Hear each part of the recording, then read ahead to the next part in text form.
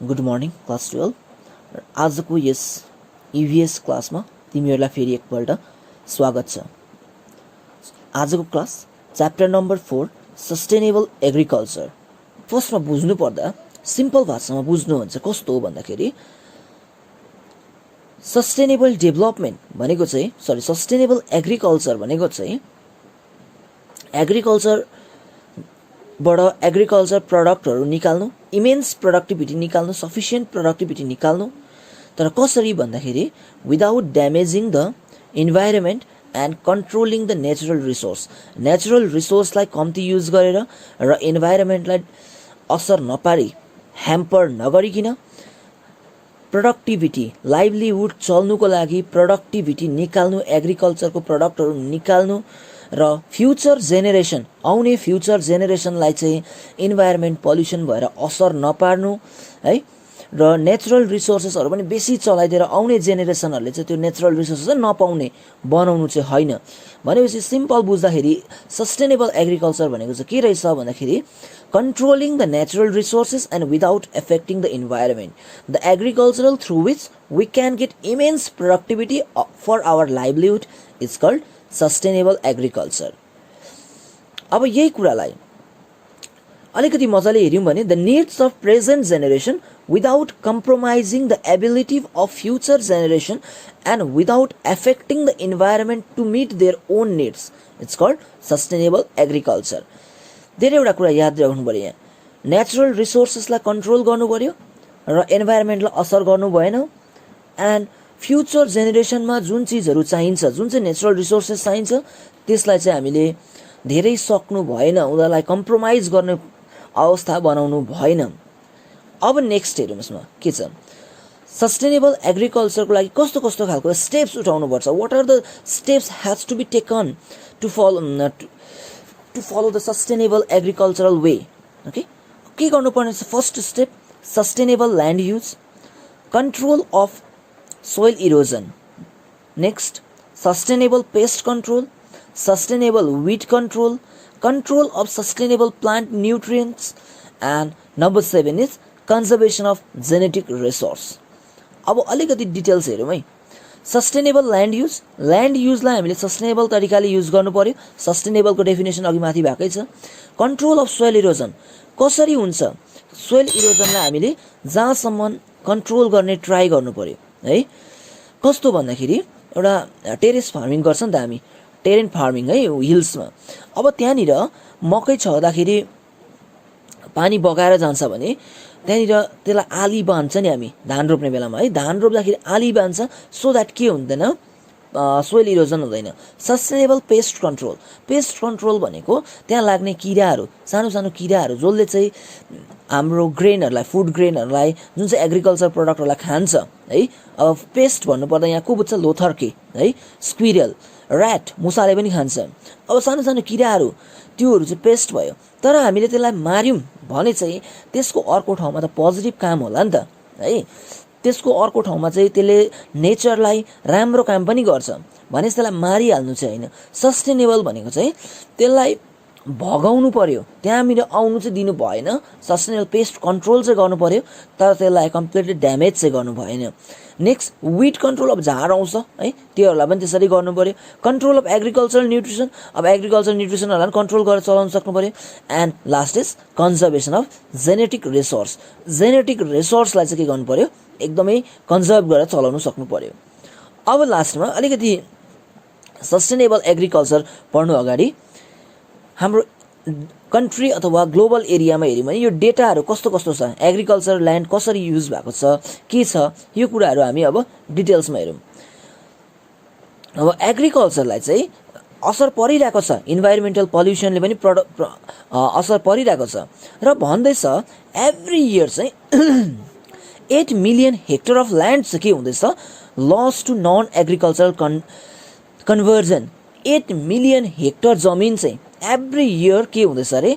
एग्रिकल्चरको जमिन चाहिँ कन्भर्ट भएर नन एग्रिकल्चरल जमिन हुँदैछ। एन्ड 3 मिलियन हेक्टर जमिन चाहिँ सोइल इरोजन हुँदैछ। सोइल इरोजन भएर पनि 3 million land every year reduce हुँदैछ। एन्ड 4 मिलियन हेक्टर चाहिँ के हुँदैछ, ल्याक अफ वाटर है, पानीहरू कम्ती भएर डेजर्टिफिकेसन हुँदैछ, ब्यारन ल्यान्डमा कन्भर्ट हुँदैछ, नट पानी मात्रै होइन, ब्यारन ल्यान्डमा कन्भर्ट हुँदैछ, डेजर्टिफिकेसन हुँदैछ। यो चाहिँ भयो global area, global data, world wide data. अब इन्डियाको डेटा हेऱ्यो भने चाहिँ इन्डियामा टोटल ल्यान्ड कति रहेछ, 32.8 मिलियन हेक्टर चाहिँ इन्डियामा टोटल जमिन छ। आउट अफ दिस त्यो टोटल 32.8 मिलियन हेक्टरमा 14 मिलियन हेक्टर इन्क्लुड हुन्छ कल्टिभेसनमा। कति मिलियन भन्दाखेरि 14 मिलियन ल्यान्ड चाहिँ, 14 मिलियन हेक्टर ल्यान्ड चाहिँ कल्टिभेसनमा इन्क्लुड हुँदैछ। टोटल जमिनको डेटा हेर्नु पऱ्यो भने 51% अफ ल्यान्ड जति जमिन छ त्यसको 51% ल्यान्ड चाहिँ इन्डियामा एग्रिकल्चरको लागि युज हुँदैछ। अब एग्रिकल्चरमा युज भएपछि अभियसली त्यहाँ के हुन्छ भन्दाखेरि मान्छेहरूले केमिकल फर्टिलाइजर युज गर्छ, पेस्टिसाइड युज गर्छ है, मोडर्न एग्रिकल्चर टुल्सहरू के युज गर्छ, पोइजनिङ हाल्छ। त्यसले गर्दाखेरि त्यहाँनिर पनि के हुँदैछ, जमिनहरूलाई नष्ट हुँदैछ, मराइन इकोसिस्टमलाई डिस्टर्ब हुँदैछ। ल्यान्डमा त्यत्रो जमिनमा एग्रिकल्चर गर्दैछ, त्यहाँ पेस्टिसाइड्स हाल्दैछ, के हाल्दैछ, सो द्याट त्यो माटो त्यो पानी बगेर रिभरमा जान्छ है। त्यसले गर्दाखेरि destruction of life in marine लाइफलाई डिस्ट्रब गर्दैछ, फिसेसहरूलाई प्रब्लम हुँदैछ। सो एग्रिकल्चरमा चाहिँ मान्छेहरूले अलिक ध्यान दिने समय आएको छ, कन्सियस हुने आएको छ। अब एउटा अर्को डेटा छ, 25 वर्ष अगाडि जस्ट 25 इयर्स अगो हेऱ्यो भने 75% अफ इन्डियन पपुलेसन चाहिँ केमा बेस्ड थियो अरे भन्दाखेरि एग्रिकल्चरमा। हुँदै हुँदै आज चाहिँ तर कति पर्सेन्टेज मात्रै छ अरे, 60% मात्रै उयो छ अरे, 60% पपुलेसन चाहिँ केमा बेस्ड छ अरे, एग्रिकल्चरमा। भनेपछि आज हाम्रो कन्ट्रीको डेटा हेऱ्यौँ भने 60% पपुलेसन चाहिँ केमा बेस्ड छ, एग्रिकल्चरमा। So that we cannot avoid agriculture. हामीले के गर्नु सक्दैनौँ, एग्रिकल्चरलाई अभोइड गर्नु सक्दैनौँ। But to maintain the economic development and steady environmental the sustainability in agriculture is essential. अब हामीले एग्रिकल्चरलाई सस्टेनेबल तरिकाले गएन भने है, एग्रिकल्चरलाई सस्टेनेबल तरिकाले लगेन भने चाहिँ आफ्टर फ्यु इयर्स, 1-2 वर्ष बादमा चाहिँ के हुनसक्छ यहाँ भन्दाखेरि एग्रिकल्चरको प्रडक्ट नै निक्लिनु छोड्छ, राम्रो प्रडक्ट निक्लिनु छोड्छ, इमेन्स प्रोडक्टिभिटी हुनु छोड्छ, धान जति रोप्यो जति त्यसले प्रडक्ट दिनुपर्ने दिनु छोड्छ। त्यसले गर्दाखेरि चाहिँ यो 60% पपुलेसन चाहिँ केमा कसरी बाँच्ने त हैन। सो द्याट हामी चाहिँ अब के हुनुपर्छ अरे, सस्टेनेबल एग्रिकल्चरमा चाहिँ एकदम कन्सियस हुने समय चाहिँ आएको छ। अब वर्ल्ड वाइड डेटा अर्को हेऱ्यो भने के छ अरे, 90s है, 1990 देखि 1997 सम्ममा एउटा डेटा रहेछ। हेऱ्यौँ भने चाहिँ 2 करोड मान्छे चाहिँ के भएको रहेछ, डाइड भएको रहेछ। किन भन्दाखेरि खाना नपाएर, ल्याक अफ फुड। इन्डियामा होइन, वर्ल्डमा हेऱ्यो भने 7 वर्षभित्र 1990 देखि 1997 सम्म अलमोस्ट 2 करोड पिपल चाहिँ के भएको रहेछ, डाइड भएको रहेछ। किन भन्दाखेरि खाना नपाएर चाहिँ उनीहरू डाइड भएको छ। सो द्याट अब हामीले अझै पनि सस्टेनेबल एग्रिकल्चरलाई ध्यान दिएन भने चाहिँ दिनदिनै प्रोडक्टिभिटी घटेर जान्छ। सो द्याट फ्युचरमा चाहिँ यस्तो भेरियस चान्सेस छ जसले गर्दाखेरि चाहिँ ल्याक अफ फुडले गर्दाखेरि मान्छेहरू मर्नु सक्छ। So next is need for sustainable agriculture. Sustainable एग्रिकल्चरको खाँचो के छ, बेसिक कुराहरू त हामीले इन्ट्रोडक्सनमा गरिहाल्यौँ है। सस्टेनेबल एग्रिकल्चरको खाँचो के छ भन्दाखेरि फ्युचर जेनेरेसनलाई यदि हामीले सस्टेनेबल तरिकाले गएनौँ भने स्कार्सिटी हुन्छ है। अब यसको मोर डिटेल्स हामी पढ्दैछौँ। Needs for sustainable agriculture number 1 मा के रहेछ, in sustainable agriculture there is a chance for the application of new technologies which are eco friendly. Sustainable प्रोसेसमा हामीले एग्रिकल्चर गर्नु थाल्यो भने चाहिँ न्यू टेक्नोलोजिजहरू ल्याउनु कर लाग्छ हामीलाई, जुन चाहिँ के हुन्छ, इको फ्रेन्डली हुन्छ। जस्तो सोइङ मेसिन है, बिउ सिड हान्ने मेसिन भयो हैन, अब केमिकल फर्टिलाइजरलाई स्प्रे गर्ने मसिनहरू भयो, जुन चाहिँ पेट्रोलियम डिजलहरूबाट चल्छ, त्यसले त पल्युसन पनि गरिरहेको छ नि त है। त्यो टेक्नोलोजीहरू चाहिँ हटाएर हामीले कस्तो खालको डेभलप हुन थाल्छ अरे, सस्टेनेबललाई ध्यान दियो भने चाहिँ इको फ्रेन्डली। जुन चाहिँ इन्भाइरोमेन्टलाई असर गर्दैन। Next number 2, there is a possibility of maximum production and it reveals the way of conservation of soil, water, plant and animal to ensure the food for future generation.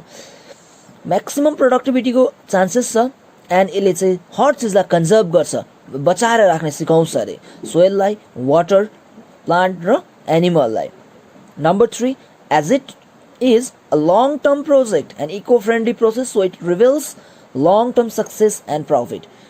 यो चीज जुन चाहिँ sustainable एग्रिकल्चरको बात गर्दैछ है, आजको भोलि यसको असर हुँदैन। आज हामीले म्यान्युअर, केमिकल्स, फर्टिलाइजर युज गरेर प्रोडक्सन जति निकाल्थ्यो है, एउटा खेतमा रोप्दाखेरि 1 लाखको प्रोडक्सन हुन्छ भने भोलिको दिनमा हामीले नेक्स्ट इयरमा सस्टेनेबल ढङ्गमा गऱ्यो भने 1 लाखको प्रोडक्ट आउँदैन, 80,000 को मात्रै आउला। बट यो चाहिँ लङ टर्ममा हेऱ्यौँ भने चाहिँ 80,000 आउँदैछ भने नेक्स्ट टाइम 81,000 आउला, बढ्दै जान्छ अनि कुनै दिन 1 लाख भन्दा क्रस गरेर जान्छ। वेयरएज केमिकल फर्टिलाइजर युज गरेर आज त्यति नै फर्टिलाइजर युज गर्दा 1 लाखको आयो भने नेक्स्ट टाइम त्यति नै फर्टिलाइजर गर्दाखेरि घटेर जान्छ, 1 लाखको हुँदैन। केमिकल फर्टिलाइजर युज गरेर गऱ्यो भने चाहिँ आज सर्ट टर्ममा हेऱ्यो भने बढ्छ तर बिस्तारै घट्दै जान्छ। वेयरएज सस्टेनेबल तरिकाले गऱ्यो भने चाहिँ आज कम्ती छ भने ऊ बिस्तारै बढ्दै जान्छ।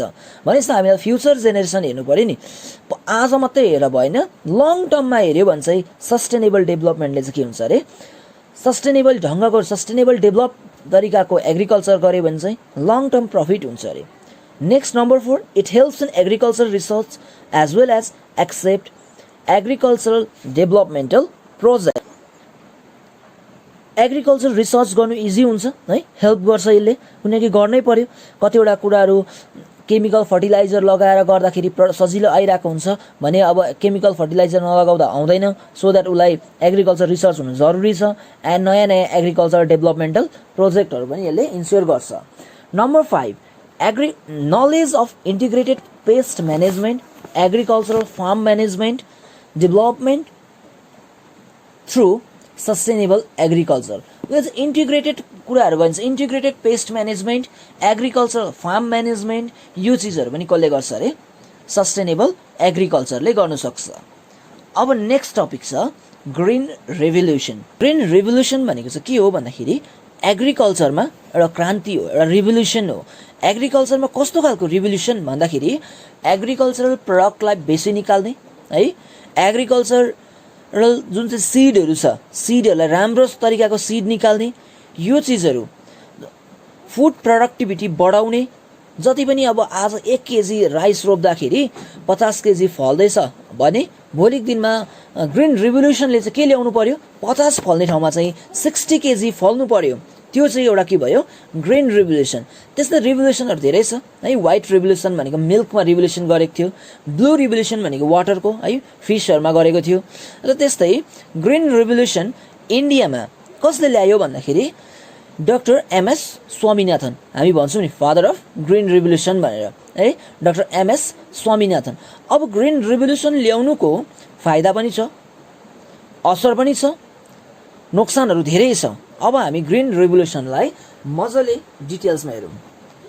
अब सो द्याट के रहेछ भन्दाखेरि the main objective of plant breeding is to improve the crop plant by the application of breeding technique various improve plant crop like high yielding variety, disease resistant variety, flood and drought resistance variety etcetera have been deployed. अब हेर के रहेछ भन्दाखेरि green रिभोल्युसनमा चाहिँ main कुरा के रहेछ, plant breeding गर्नु के को लागि भन्दाखेरि क्रप प्लान्टहरूलाई इम्प्रुभ गराउनु, उसको क्वालिटी इम्प्रुभ गराउनु। अब कसरी इम्प्रुभ गराउने भन्दाखेरि by the application of breeding technique various improve crop कस्तो निक्लिन्छ, हाई यील्डिङ भेराइटी निक्लिन्छ, हाई यील्डिङ भेराइटीको सिज निक्लिन्छ, डिजिज रेजिस्टेन्ट भेराइटी। अब हेर हामीले साधारण इक्जाम्पल डल्ले खोर्सानी है, लोकल्ली इक्जाम्पल दिनु, डल्ले खोर्सानी रोप्यौँ भने डल्ले खोर्सानी रोप्दाखेरि पुरा बिग्रिने चान्स हुन्छ। अर्को छ अदुवा है, जिन्जर रोप्दाखेरि पनि बिग्रिने पुरा चान्सेस छ, रोग लागिहाल्छ त्यसलाई। दुईटा इक्जाम्पल मैले दिँदैछु है। र त्यसलाई चाहिँ अब हामीले एडभान्स टेक्नोलोजी युज गरेर के गर्नु पर्यो भन्दाखेरि डिजिज रेजिस्टेन्स भेराइटीको डिजिज रेजिस्टेन्ट भेराइटी अप्लाई गर्नु पर्यो। उसले चाहिँ डिजिज रोक्ने क्षमता भएको तरिकाले चाहिँ त्यो खालको सिडहरू निकाल्नु पर्यो। अब अर्को हुँदो रहेछ फ्लड र ड्रट रेजिस्टेन्स। अब कोही बेला पुरा पानीहरू आउँछ है, पानीले नबगाइहाल्ने, धेरै जरा आउने। ड्रट रेजिस्टेन्स भनेको धेरै सुक्खा लाग्छ एकदमै, त्यो सुक्खा पनि उसले सहनु सक्ने, नमरिहाल्ने है पानी नपाउँदा पनि, त्यो खालको सिडहरू डेभलप गर्नु चाहिँ ग्रिन रिभोल्युसनमा भयो। हाम्रो कन्ट्रीमा चाहिँ 60 डिकेड है, 60s डिकेडतिर चाहिँ ग्रिन रिभोल्युसन प्रशस्तै आयो भनेको 1960s को बादतिर। अब green revolution was possible due to the use of high yielding variety of seed, extensive irrigation, chemical fertiliser, pesticide and manure. Green revolution तब पोसिबल छ जब बेसी फल्ने चिज रोप्छ हामी हैन। बेसी फल्ने चिज रोप्नुको लागि के चाहियो भन्दाखेरि इरिगेसनको सिस्टम राम्रो हुनु पर्यो, केमिकल फर्टिलाइजर नलगाइकिन आजको भोलि त बेसी निक्लिने कुनै हालत छैन। अब पेस्टिसाइड हाल्नै पर्यो, किराहरूले खान्छ, म्यान्योर पनि हाल्नै पर्यो। भनेपछि यतिबाटै हामी बुझ्दैछौँ ग्रिन रेभोल्युसन चाहिँ काहीँ न काहीँ इन्भाइरोमेन्टको लागि त्यति हानि प्रफिटेबल चाहिँ छ जस्तो भएन नि त। सिधै देखिहाल्यो हाई यील्डिङ भेराइटीको इम्प्याक्ट अहिले हामीलाई एकछिन थाहा छैन सोच है। एक्सटेन्सिभ इरिगेसन, त्यसले पनि सोइल इरोजनहरू हुनसक्छ, त्यो नि छोडिदियो एकछिनलाई। केमिकल फर्टिलाइजर, त्यसले त अघि भनिरहेको छ, बार बार भनिरहेको छ पेस्टिसाइड र केमिकल फर्टिलाइजरले धेरै असर पार्छ भनेर। भनेपछि यति चाहिँ यहीँबाट बुझ्नु सक्छ ग्रिन रिभोल्युसन भनेको चाहिँ के हो, एउटा सर्ट टर्म प्रोसेस हो। यो चाहिँ इन्डियामा कसले ल्याएछ भन्दाखेरि under the leadership of doctor BP पाल।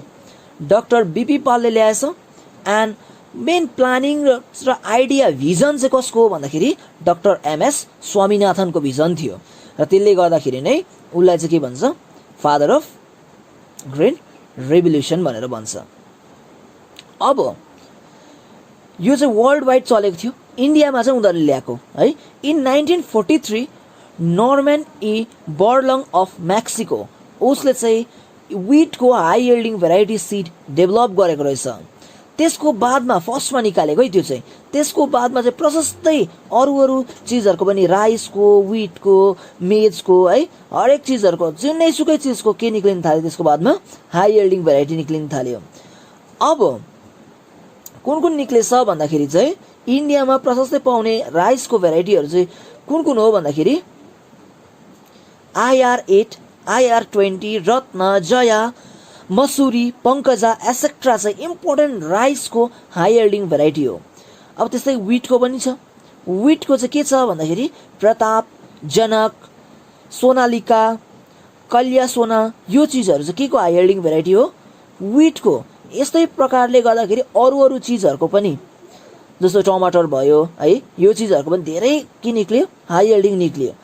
अब त्यसले गर्दाखेरि चाहिँ रिसर्च सेन्टरहरू चाहियो। ठुल्ठुलो रिसर्च सेन्टर नबनिकन यस्तो हुन सक्दैन। वर्ल्ड वाइड हेऱ्यौँ भने चाहिँ फिलिपिन्समा International Rice Research Institute locate गरेछ, IRRI भन्छ, इन्टरनेसनल राइस रिसर्च इन्स्टिट्युट। त्यो चाहिँ कहिले बनाएको भन्दाखेरि 1962 मा, र त्यो कहाँनिर लोकेट छ भन्दाखेरि फिलिपिन्समा लोकेट छ। त्यहाँनिर चाहिँ राइसको विषयमा रिसर्च हुन्छ। त्यसले गर्दाखेरि नयाँ टेक्नोलोजीहरू लगाएर, नयाँ एडभान्स मेथडहरू लगाएर नयाँ ब्रिडिङहरू डेभलप गर्न सक्छ। अब इन्डिया पनि चुप्प लागेर बसेन। इन्डियाले पनि कहाँ बनायो राइस रिसर्च इन्स्टिट्युट भन्दाखेरि इन्डियाले चाहिँ नाम के दियो, नेसनल राइस रिसर्च इन्स्टिट्युट। कहाँ बनायो भन्दाखेरि उडिसाको कटक भन्ने ठाउँमा छ है। यो एक्जाममा लास्ट इयरको एक्जाममा आएको थियो र त्यसैले गर्दाखेरि यो याद हुनु पर्यो। Indian national rice Research institute चाहिँ कहाँ छ, कटकमा छ। अब यो चाहिँ भयो ब्रिफ ग्रिन रिभोल्युसनको। यसको इन्भाइरोमेन्टलाई इम्प्याक्ट के छ त्यो अब हामी डिटेल्समा हेरौँ। The use of high yielding variety add a new problem in the environment. First time भनिहाल्यो, एउटा के गरेको छ, प्रब्लम एड गर्दैछ। Low yielding but quality seed now in the way of extension, soil pollution is increasing as well as pest infestation is also increasing. On the other hand, green revolution provide us huge production, and on the other hand it harms environment अब यसलाई अलिकति explain गरौँ। High yielding निकाल्यो ठिकै छ है, but low yielding जुन चाहिँ हाम्रो अहिले लोकल चलाउँछ नि त्यसलाई चाहिँ लो यल्डिङ, हाई यल्डिङ होइन, त्यो लो यल्डिङ सिडहरू चाहिँ एक्सटेन्सन हुँदै गयो, हराउँदै गयो। त्यहाँ चाहिँ अरिजिनलिटी भन्ने कुरा, जुन चाहिँ अरिजिनल भन्ने कुरा हराउँदै हराउँदै हराउँदै जान्छ। हाइब्रिडले जित्दै गयो, हाई यल्डिङले जित्दै गयो। अब त्यसले गर्दाखेरि soil pollution day by day बढेर गयो है, पेस्टहरू पनि एउटामा चाहिने मरेर गयो सबै। त्यसले गर्दाखेरि चाहिँ ह्युज प्रब्लम भइरहेको छ। प्रोडक्सन त निकाल्यो नि, ह्युज प्रोडक्सन त निकाल्यो नि, तर के गर्दैछ, इन्भाइरोमेन्टलाई हार्मफुल गर्दैछ। अब कसरी भन्दाखेरि due to unscientific and excessive use of ground water, the water level has decrease and polluted. Arsenic pollution is also the example. Unscientific तरिकाले वाटर निकाल्यो है, जमिन मुनिको पानी प्रशस्तै निकाल्यो। पानी निकालेर चाहिँ के गर्यो, ग्राउन्ड वाटर टेबललाई पुरै तल डिक्रिज गराइदियो र पोल्युटेड पनि गराइदियो। अनि त्यहाँदेखि चाहिँ के निक्ल्यो भन्दा एउटा आर्सेनिक पोल्युसनहरू सुरु भयो। वाटर पोल्युसन भएपछि के हुन्छ, त्यहाँ आर्सेनिक पोल्युसन, वाटरमा आर्सेनिक मिसियो भने त्यस्तो हुन्छ। Soil losing it's natural fertility. अब सोइलमा आफ्नै फर्टिलिटी थियो नि त, त्यसलाई चाहिँ केमिकल फर्टिलाइजरहरू बेसी युज गरेर सोइलको आफ्नो नेचुरल फर्टिलिटी चाहिँ उसले लुज गरे due to the repeated cultivation in the same land. भन्छ नि एउटै ल्यान्डमा एउटै प्रकारको खेती गर्नु हुँदैन। अहिले तिमीले यहाँनिर रोटेसनल क्रप गर्नु भन्छ, तर ग्रिन रेभोल्युसनमा के भयो, विट चाहियो भने विट लगाएकै गर्यो। विट लगाएकै गरेपछि त्यहाँनिर उसको नेचुरल फर्टिलिटी भन्ने कुरा हरायो। यहाँ चाहिँ रोटेसन गरेर रोप्नु छ। एकपल्ट धान रोप्यो भने अर्को त्यही जमिनमा मटर रोप्दियो है, लिग्युम भेराइटी भन्छ, जुन चाहिँ यो कोसा हुन्छ नि त्यो रोप्नु भन्छ। त्यसले चाहिँ के गर्छ अरे, राइजोबियम कलेक्ट गर्छ, राइजोबियम ब्याक्टेरिया जरामा, त्यो जराले चाहिँ गर्दाखेरि जमिनलाई मलिलो बनाउँछ भन्छ। नेक्स्टमा एक्सेसिभ केमिकल फर्टिलाइजर त युज गरिरहेको छ, एक्सेसिभ पेस्टिसाइड्स युज गरिरहेको छ। त्यो कारणहरूले गर्दाखेरि चाहिँ पुरा केलाई असर गर्यो, ग्रिन रेभोल्युसनले इन्भाइरोमेन्टलाई असर गर्यो। र अब हामी नेक्स्ट क्लासमा चाहिँ importance of soil for crops पढ्छौँ।